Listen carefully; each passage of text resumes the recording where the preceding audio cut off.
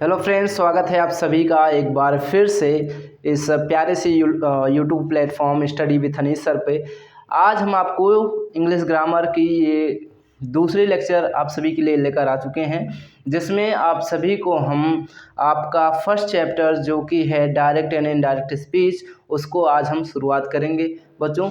ठीक है, तो जितने भी प्यारे बच्चे हैं वो सभी जुड़ जाएंगे।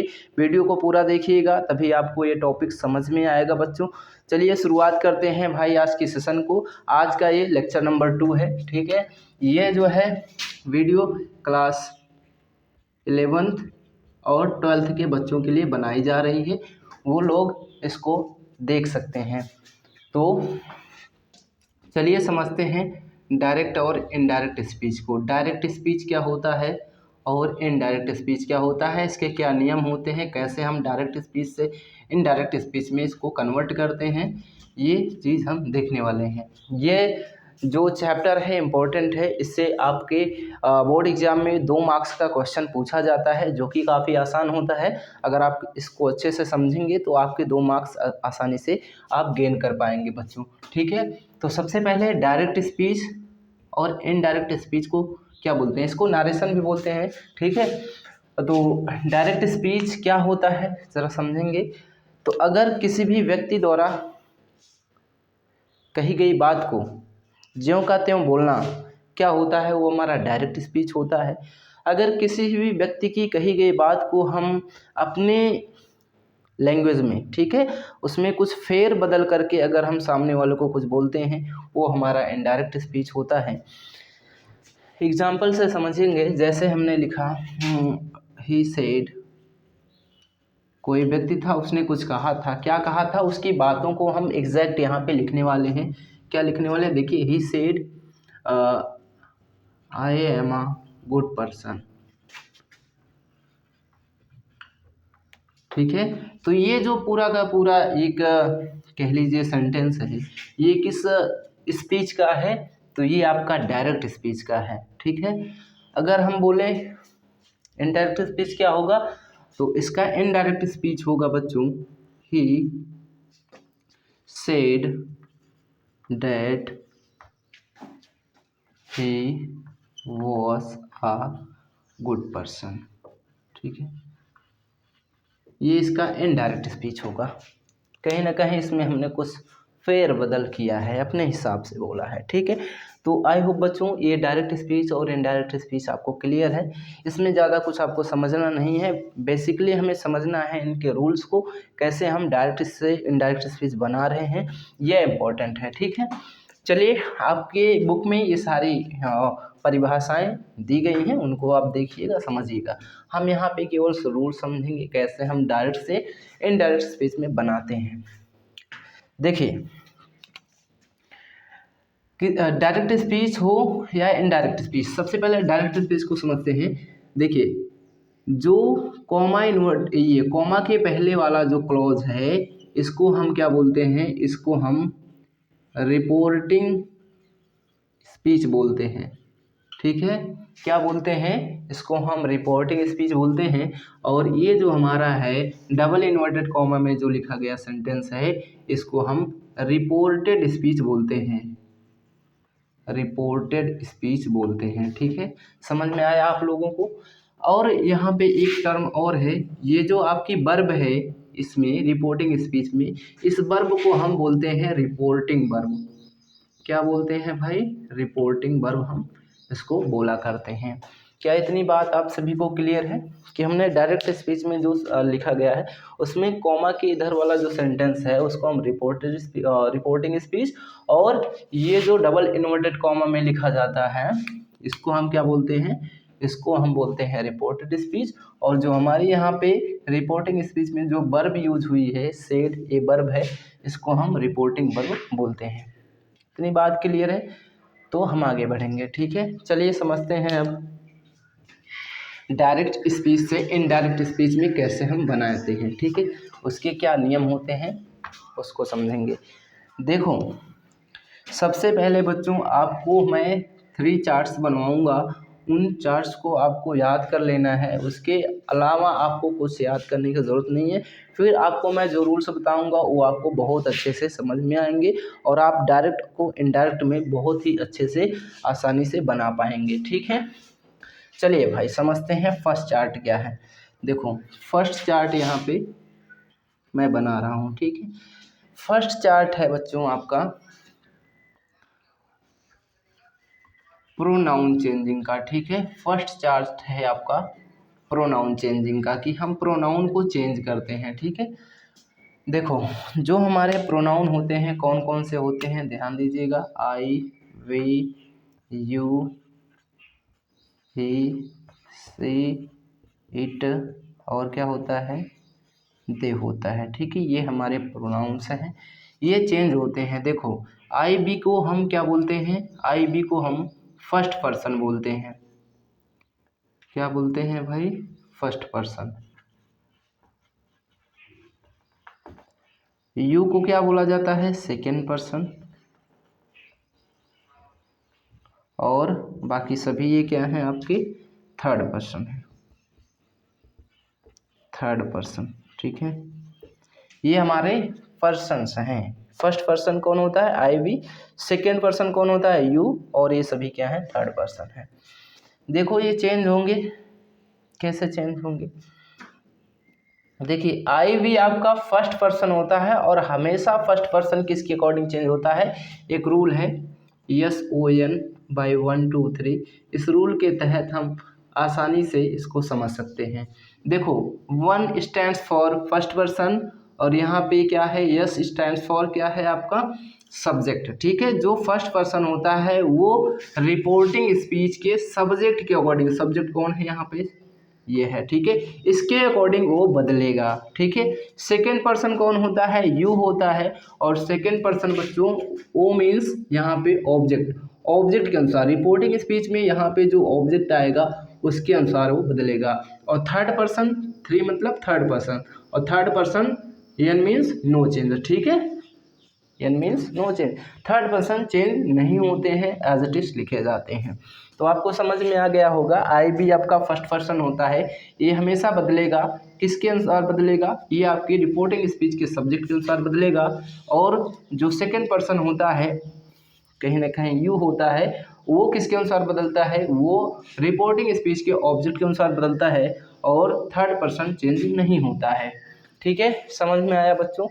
देखिए याद रखिएगा, आई का जो ऑब्जेक्टिव केस होता है मी, और पोसेसिव केस की बात करें, अगर हम पोसेसिव केस की बात करें तो ये होता है माई और माइन। ठीक है, अगर बी की बात करें तो बी का क्या होता है, बी का ऑब्जेक्टिव केस अस होता है और इसका पोसेसिव केस क्या होता है, आवर और आवर्स होता है यहाँ पे। ठीक है, और यू का क्या होता है, यू का यू ही होता है ऑब्जेक्टिव केस। और पोसेसिव केस क्या होता है, योर एंड योर्स होता है। ही का क्या होता है, ही का हिम होता है ऑब्जेक्टिव केस, और हिज क्या होता है, पोसेसिव केस। सी क्या होता है आपका, सी होता है आपका ऑब्जेक्टिव केस, इसका हर होता है। और पोसेसिव केस क्या होता है, हर और हर्ष होता है। इट क्या क्या होता है, इट का इट्स क्या होता है, इट आपका ऑब्जेक्टिव केस होता है और इट्स आपका क्या होता है, पोसेसिव केस होता है। दे का क्या होता है, दे का देम होता है ऑब्जेक्टिव। दियर होता है आपका दियर, और दियर्स आपका पोसेसिव केस होता है। यहाँ पे लिखना चाहें तो लिख लीजिएगा, क्या है ये, कौन सा केस, पोसेसिव केस है। ये क्या, ओ सॉरी, ऑब्जेक्टिव केस है, ऑब्जेक्टिव केस है, और ये पोसेसिव केस है केस। ठीक है, इसको अभी नोट करते चलिएगा, बस आपको समझ में आ जाएगा क्या हो रहा है यहाँ पे। ठीक है, ये नोट कर लीजिए फर्स्ट चार्ट आप लोग। ठीक है, आप यहाँ पे इसको आराम से फिर आपको समझ में आ जाएगा सारी चीज़ें क्या कैसे बात हो रही है। तो ये फर्स्ट चार्ट है, इसको कंप्लीट करिए, आपको सारी चीज़ें समझ में आएगा जब हम क्वेश्चंस को करेंगे। ठीक है, जब हम डायरेक्ट स्पीच से इनडायरेक्ट स्पीच में बदलेंगे तब ये चार्ट आपको वहाँ पे काम आएगा, और कैसे काम करेगा वो सारी चीज़ें मैं समझाऊंगा आपको। ठीक है, तो ये रूल आप याद रखिएगा प्रोनाउन चेंजिंग का, क्या SON बाई 1 2 3। ठीक है, ये आपको याद करना है, यानी फर्स्ट पर्सन या फर्स्ट मीन्स यहाँ क्या है, फर्स्ट पर्सन है, और फर्स्ट पर्सन किसके अनुसार चेंज होता है, रिपोर्टिंग स्पीच के सब्जेक्ट के अनुसार। ठीक है, और सेकंड मतलब क्या होता है, सेकंड पर्सन कौन होता है, यू होता है, और यू किसके अनुसार चेंज होगा, हमेशा ऑब्जेक्ट के अनुसार। थर्ड पर्सन क्या होते हैं, नो चेंज। ठीक है, थर्ड पर्सन चेंज नहीं होते हैं, याद रखिएगा। तो ये सारी चीज़ें हैं, ये फर्स्ट आपका क्या है, फर्स्ट चार्ट है, इसको आप नोट करिए अपने कॉपी में। फिर हम इसको क्या करते हैं, इरेज करते हैं। फिर आपको हम सेकेंड चार्ट जो है आपके सामने लाते हैं, वो याद कर लीजिएगा, वो काफ़ी इम्पोर्टेंट है। ठीक है, तो बच्चों जल्दी से इसको नोट करिए, फिर हम क्या करते हैं, इसको रिमूव करते हैं। तो चलिए बच्चों, हम आपको सेकेंड चार्ट बना के दिखाते हैं। आपका है सेकेंड चार्ट टेंस चेंजिंग का, टेंस चेंज होता है। ठीक है, देखो बच्चों, आप जानते हो कि आपका फर्स्ट टेंस कौन सा होता है, present indefinite tense.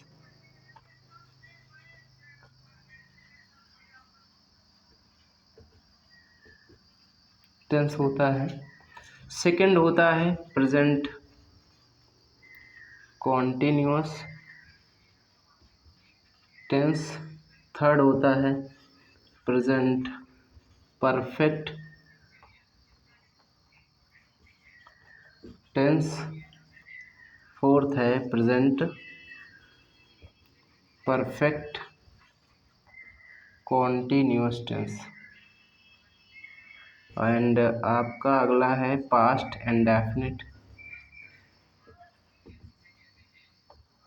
Past indefinite tense, and इसके बाद है पास्ट कॉन्टिन्यूअस,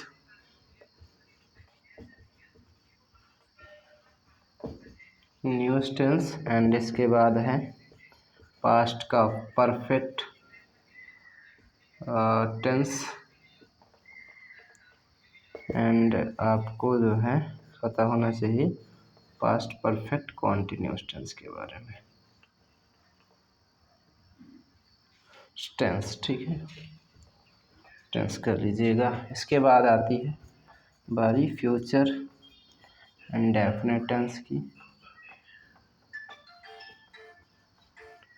के बारे में। ठीक है, तो अब हम समझते हैं कि हमारा जो टेंस होता है ना, चेंज होता है, कौन सा टेंस किस में चेंज होता है, ज़रा समझते हैं।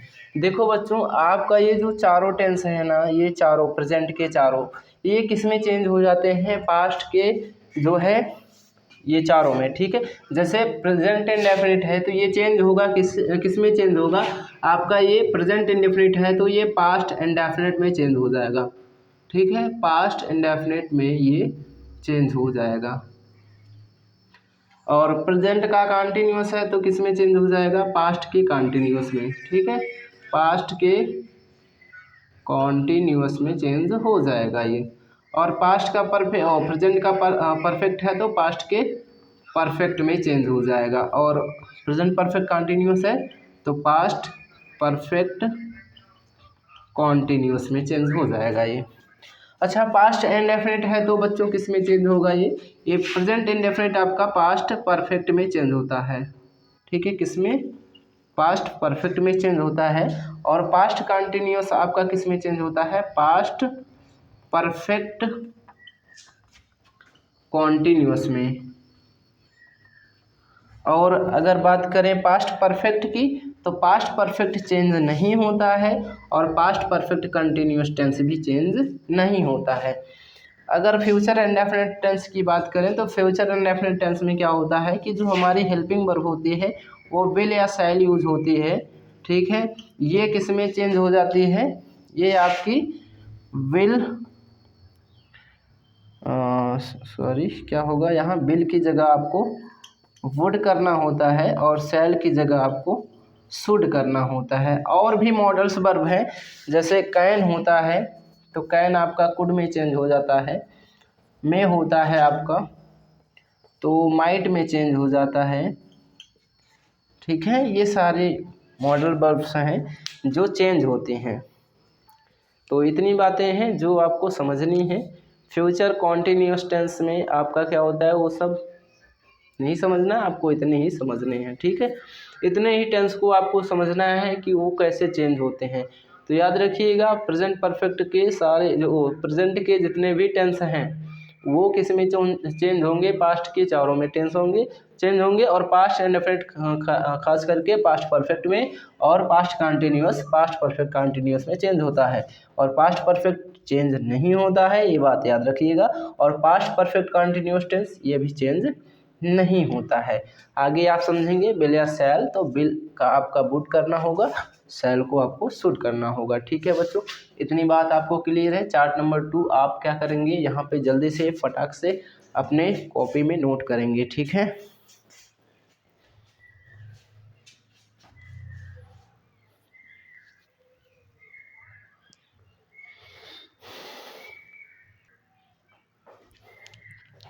चलिए मेरे भाई, तो टेंस चेंजिंग वाला चार्ट आपको समझ में आ गया होगा, ठीक है। ये कैसे लागू होगा, कहाँ काम करेगा, ये सब चीज़ें हम बताएंगे आपको आगे। आपका अगला जो चार्ट है उसको ध्यान दीजिएगा कि कुछ हमारे पार्ट्स ऑफ स्पीच होते हैं जो चेंज होते हैं।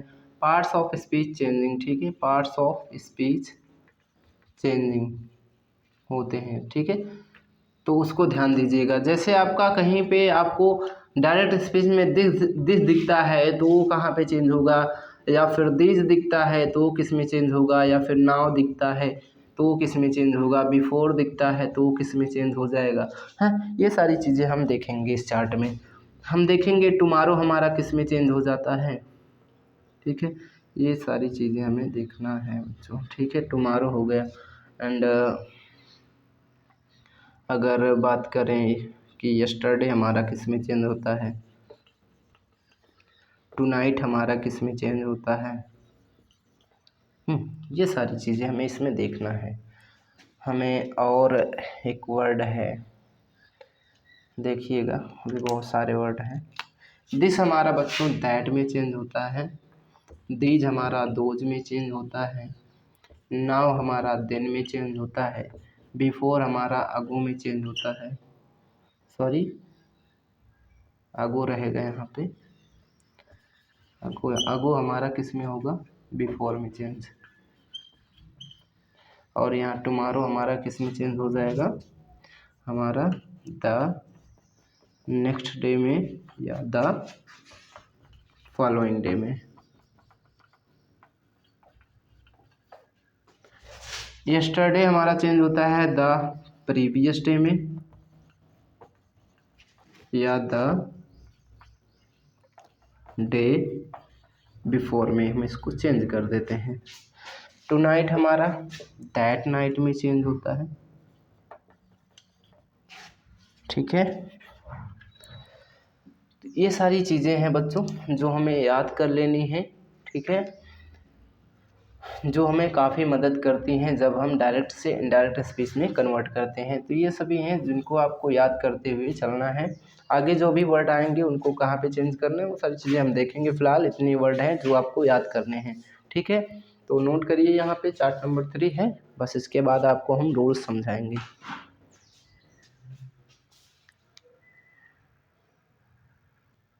बच्चों आप सबने चार्ट नंबर 3 को नोट कर लिया होगा। अब हम आपको समझाते हैं रूल्स, डायरेक्ट से इनडायरेक्ट में बदलने के कुछ नियम, ठीक है। डायरेक्ट से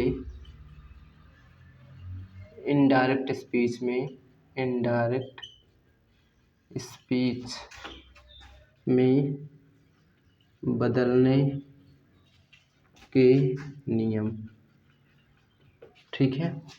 क्या नियम है समझते हैं। देखो, जब भी हम डायरेक्ट या इनडायरेक्ट स्पीच पढ़ रहे हैं तो हमें हमें सेंटेंस के बारे में फुल नॉलेज होनी चाहिए, हमें टेंस आना चाहिए। ठीक है, ये दोनों चीज़ें ही हमें क्या करनी है, स्ट्रॉन्ग करके चलनी है, तभी हमें डायरेक्ट से इनडायरेक्ट स्पीच में कन्वर्ट करना आएगा, नहीं तो नहीं आएगा। ये बात आप याद रखिएगा। तो आपको सेंटेंस नहीं आता है तो जाके सेंटेंसेस के वीडियो देखिए, और टेंसेस नहीं आते हैं तो टेंसेस के वीडियो देखिए। ठीक है, फिर उसके बाद डायरेक्ट स्पीच देखिएगा। देखो, फर्स्ट है, अगर मान लेते हैं आपका जो सेंटेंस है डायरेक्ट स्पीच की जो है वो कैसे हैं, असर्टिव सेंटेंसेस हैं, असर्टिव सेंटेंस है। ठीक है, तो हम असर्टिव सेंटेंस का रूल आपको समझाने जा रहे हैं, ध्यान से देखिएगा। आप असर्टिव सेंटेंसेस के बारे में जानते हैं, ये मैं मानकर चलता हूँ। ठीक है, तो जब भी आपका असर्टिव सेंटेंस रहेगा तो याद रखिएगा बच्चों कि हम क्या करेंगे, हम जो है यहाँ पे कॉमा या इन्वर्टेड कॉमा, ठीक है, इनको हटाने के लिए इनको हटा देते हैं। ठीक है, हटा कर क्या करेंगे, हम दैट नामक कंजंक्शन का यूज करेंगे। क्या करेंगे, दैट नामक कंजंक्शन का यूज करेंगे। और कहीं ना कहीं हम क्या करेंगे, हम जो है सेड टू की जगह पे क्या करेंगे, टोल्ड कर देंगे, या फिर सेज टू रहेगा तो टेल्स में कन्वर्ट कर देंगे, या फिर से टू रहेगा तब भी हम टेल में कन्वर्ट करेंगे। ध्यान से देखिएगा, जब आपका सेड टू रहेगा तो टोल्ड में चेंज करना है, जब सेज टू रहेगा तो टेल्स में, जब से टू रहेगा तो टेल में चेंज करना है। इतनी चीज़ें आपको समझ में आ गई होंगी। जब भी आपका डायरेक्ट स्पीच का सेंटेंस किसका रहेगा मेरे भाई, आपका वो असर्टिव सेंटेंस रहेगा, तो कॉमा इन्वर्टेड कॉमा को हटा देना है, दैट लगाना है। ठीक है, सेड टू की जगह पे टोल्ड करना है, सेज टू की जगह पे टेल्स करना है, से टू की जगह पे टेल करना है। इतने नियम आई होप आप क्लियर है। राइट, आगे बढ़ेंगे, आगे देखेंगे, इसको समझेंगे कैसे, एग्जाम्पल से समझने की कोशिश करते हैं। जैसे मैंने लिखा, he says to his father, he says to his father, I do not like him। वो अपने पापा से कहता है मैं उसे पसंद नहीं करता हूँ। ठीक है, तो यहाँ पे देखिए, ये जो हमें क्या देखना है, हमें देखना है डबल इन्वर्टेड कॉमा में जो सेंटेंस लिखा गया है ये कैसा है। तो डबल इन्वर्टेड कॉमा में जो सेंटेंस लिखा गया है ये आपका असर्टिव सेंटेंस है। कैसा है, असर्टिव सेंटेंस है। ठीक है, तो जब भी असर्टिव सेंटेंस रहेगा तो हमको क्या करना है, वहाँ पे कॉमा इन्वर्टेड कॉमा को हटा के दैट लगाना है। करेंगे इसको इनडायरेक्ट में कैसे होगा, ही आपका यहाँ पे जो भी सब्जेक्ट रहता है वो नहीं चेंज होता है, आपको ऐसे कर देना है। ठीक है, उसके बाद सेज टू की जगह पे अभी हमने कहा क्या लगाना है, टेल्स लगाना है, तो टेल्स लगा दीजिए, ही टेल्स। आगे क्या करेंगे, जो आपका ऑब्जेक्ट है वो लिखिए, he tells his father, comma inverted comma है इसको हटा देंगे, क्या लगाएंगे, दैट लगाएंगे, दैट लगा दिया। फिर देखिए, अभी हमने आपको फर्स्ट चार्ट आपका प्रोनाउन चेंजिंग का था, वो बताया था कि जो आपका फर्स्ट पर्सन होता है वो हमेशा चेंज होता है। रिपोर्ट, ये जो आपका है ये, इसको हम क्या बोलते हैं, इसको हम रिपोर्टेड स्पीच बोलते हैं ना, रिपोर्टेड स्पीच। तो रिपोर्टेड स्पीच में जितने भी प्रोनाउन होंगे वो चेंज होंगे। तो ये सभी आपके देखिए, यहाँ पे भी प्रोनाउन है, यहाँ पे भी प्रोनाउन है, ये चेंज हो जाएंगे। क्यों हो जाएंगे, तो मैंने बता रखा है कि जो फर्स्ट पर्सन होता है वो चेंज होता है, किसके अकॉर्डिंग चेंज होता है, रिपोर्टिंग स्पीच। ये क्या है आपका, रिपोर्टिंग स्पीच है। रिपोर्टिंग स्पीच के सब्जेक्ट के अनुसार, सब्जेक्ट कौन है, ही, तो यहाँ पर क्या आ जाएगा, ही आ जाएगा। क्यों आ जाएगा, क्योंकि आई सब्जेक्टिव केस में है, तो ही का सब्जेक्टिव केस क्या होता है, ही होता है। ठीक है, अब देखिए ये मैंने क्या कहा कि टेंस भी चेंज होता है। तो प्रेजेंट इंडेफिनिट किस में चेंज हो जाता है? पास्ट इंडेफिनिट में। लेकिन कब? वो शर्त है, वो शर्त ये है बच्चों, ध्यान से देखिएगा कि जब आपकी वर्ब यानी रिपोर्टिंग वर्ब किस में होगी? जब रिपोर्टिंग वर्ब आपकी पास्ट में होगी तभी वो चेंज होगी किस में? तभी वो प्रेजेंट का पास्ट में हो जाएगा, और पास्ट का पास्ट जो पास्ट इंडेफिनिट था वो पास्ट परफेक्ट में चेंज हुआ था ना, ठीक है। तभी चेंज करना है, तभी क्या करना है आपको, यहाँ पर जो टेंस है उसको चेंज करना है, नहीं तो टेंस चेंज नहीं होगा। पास्ट में होगा तब चेंज करेंगे। प्रेजेंट में आपकी रिपोर्टिंग वर्ब है तो टेंस आपको नहीं चेंज करना है, ठीक है। प्रेजेंट में है आपकी रिपोर्टिंग वर्ब तो आपको टेंस नहीं चेंज करना है, ध्यान रखना है। या फ्यूचर में रहेगी तब भी आपको रिपोर्टेड स्पीच के टेंस में कोई बदलाव नहीं करने हैं, ये बात आपको क्लियर होनी चाहिए। तो मैंने क्या कहा? मैंने कहा कि हमारी जो रिपोर्टिंग वर्ब है ये तो प्रेजेंट में है। अभी देखिए सेज टू मतलब कहता है, प्रेजेंट में है, तो हम यहाँ पे जो रिपोर्टेड स्पीच का जो टेंस है उसमें कोई परिवर्तन नहीं करेंगे, यानी कि ये किस में है? अभी है ये प्रेजेंट इंडेफिनिट में, तो आपका प्रेजेंट इंडेफिनिट में ही ये लिखा जाएगा, ठीक है। समझ में आया? तो चलिए करते हैं इसको। ही, फिर क्या आएगा? Does not like. देखिए ये क्या है? ही से बनता है हिम, तो आपका ही थर्ड पर्सन होता है और थर्ड पर्सन चेंज नहीं होता है, तो यहाँ पे आपको हिम लगाना जरूरी है, ठीक है। He tells his father that he does not like him, तो यहाँ पे आपको समझ में आ गया होगा, ये इसका इनडायरेक्ट स्पीच बन चुका है। बच्चों ये जो है नियम कुछ आपको समझ में आ गए होंगे, ठीक है। चलिए दूसरा एग्जाम्पल ले लेते हैं और आपको अच्छे से समझाने का प्रयास करते हैं।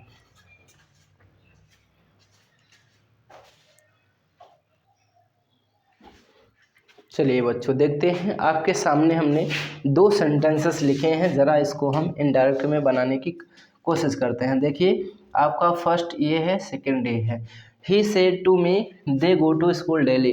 तो आप ये बखूबी समझ गए हैं कि हमारे जो है ये कॉमा के पहले वाले सेंटेंसेस क्या होते हैं, इनको हम रिपोर्टिंग स्पीच बोलते हैं, और डबल इन्वर्टेड कॉमा में जो लिखा गया सेंटेंस है इसको हम रिपोर्टेड स्पीच बोला करते हैं।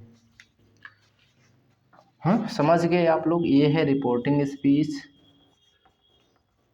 ये है रिपोर्टेड स्पीच। इतनी बात तो आपको समझ में आ ही गई होगी इतने देर में, ठीक है। और यहाँ पे जो वर्ब यूज हुई है इसको हम रिपोर्टिंग वर्ब बोलते हैं, ये भी आपको क्लियर है ना, ठीक है। चलिए बदलते हैं इसको, कैसे बदलेगा?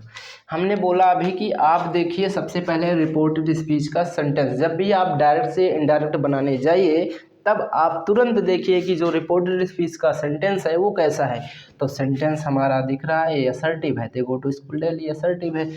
असर्टिव रहेगा तो हमने बोला कि कामा इन्वर्टेड कामा को हटा दीजिएगा, क्या लगाइएगा? डैट लगाइएगा। सेड टू रहेगा तो टोल्ड कर देना है, सेज टू रहेगा टेल्स, सेड टू रहेगा टेल। तो इसमें क्या है? सेड टू है, तो सेड टू किस में चेंज हो जाएगा? टोल्ड में चेंज हो जाएगा। करिएगा क्या होगा यहाँ पे? यहाँ पे देखिएगा, मिटाते हैं ज़रा, चलिए हाँ यहाँ पे करते हैं।